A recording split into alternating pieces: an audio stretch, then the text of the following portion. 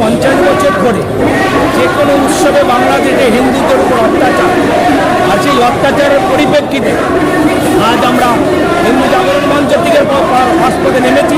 তার কারণ গোটা পৃথিবীর কাছে আমরা একটা বার্তা দিতে চাই, সমস্ত হিন্দু সনাতন ধর্মের একত্রিত হতে হবে।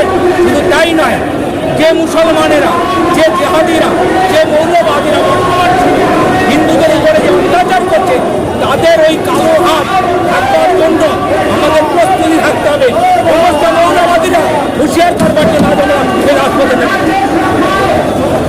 যেখানে 75 বছর একজন মহিলার বেড়া নিয়ে যে উল্লাস করা হয়, সেখানে হিন্দুরা কতটা সুরক্ষিত থাকবে আপনার মনে হয়? হিন্দুরা সেখানে কোনো মতেই সুরক্ষিত থাকতে পারে না।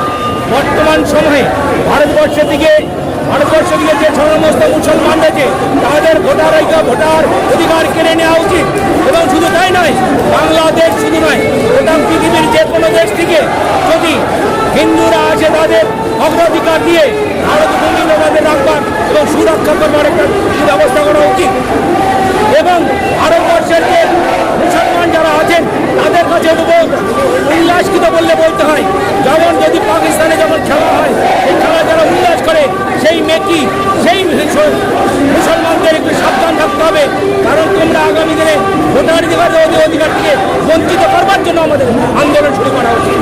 তাই আমি সমস্ত হিন্দু সনাতন একত্রিত হবার জন্য বিশেষ করে আহ্বান করব এবং সমস্ত হিন্দু জাগরণ হোক এবং সাধু সন্তরা একত্রিত হোক।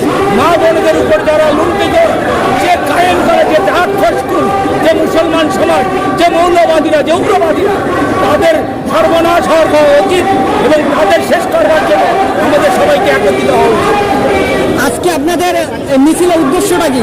আজকে আমাদের মিছিলের উদ্দেশ্য বাংলাদেশি কনসার্টের কাছে আমরা আমাদের দাবি রাখতে চাই। বাংলাদেশে বর্তমানে যে সমস্ত হিন্দুরা রয়েছে তাদের হিন্দু রাষ্ট্র আর কোনো ক্ষতি না হয়। যদি ক্ষতি হয় তার হিতে বিপরীতভাবে আমরা আমাদের ভারতবর্ষ গোটা পৃথিবীর দরবারে যে মুসলমান সমাজ আছে তাদের ধ্বংস করবার একটা আহ্বান রাখে এবং তার জন্য একটা বড় জিহাদি করতে। বাংলাদেশে শেখ হাসিনার পদত্যাগে আমাদের পশ্চিমবঙ্গের কলকাতায় বিজয় মিছিল হয়েছে, এটা কি ইঙ্গিত দিচ্ছে?